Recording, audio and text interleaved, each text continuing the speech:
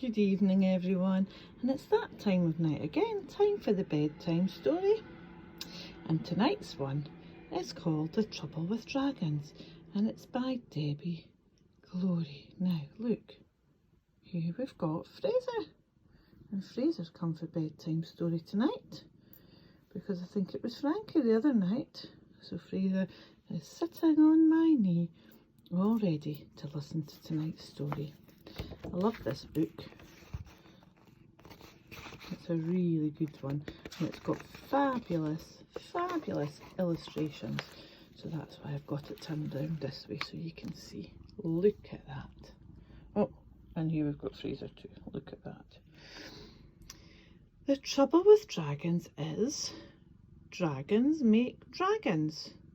And they make some more until there are wall-to-wall dragons making dragons galore. Then dragons start spreading all over the place. Soon their houses and roads take up all of the space.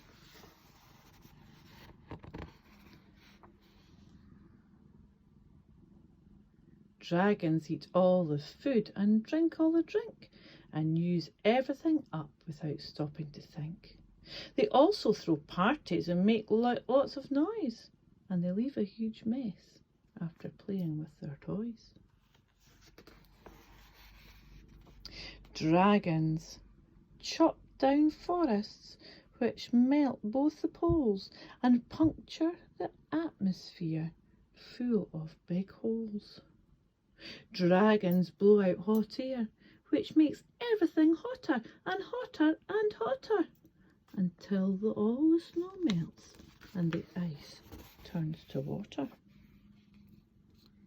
Then the seas start to rise and the deserts expand until everything's covered in water or sand. Say goodbye to the world into which you were born. Soon everyone else will have packed up and gone. Look at the sad animals. Oh, Fraser. Everyone except the dragons. Poor dragons. Imagine a world with no birds and no bees, just dragons as far as a dragon can see. Don't go, wailed the dragons, don't leave us alone. A world without wildlife is no kind of home. If you say stay, we all promise to do what it takes. Look after the planet for all of our sakes. As those waters rose higher, right over their knees, a voice said, "Okay, start by not chopping down trees."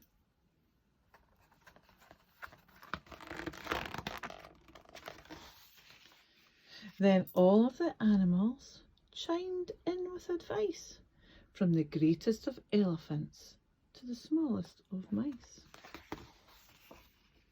Eat food that is grown much closer to home, and leave the wild places and ice caps alone. Stop blowing all that hot air, but instead choose to walk and put less of our world on the end of your fork.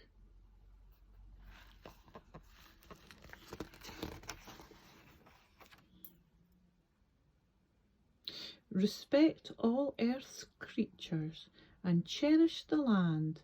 Recycle, reuse and reduce your demands. So, if you know a dragon, and most of us do, ask if it thinks that this story is true. For if we can't see that our stories are linked, then sadly, like dragons, we'll soon be extinct.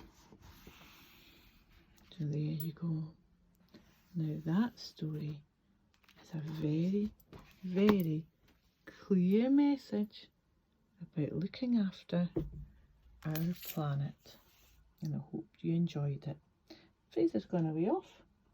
I think he liked the story so much he's away off to his bed. So there we go. You have a lovely night's sleep, everyone, and we'll see you soon. Night night.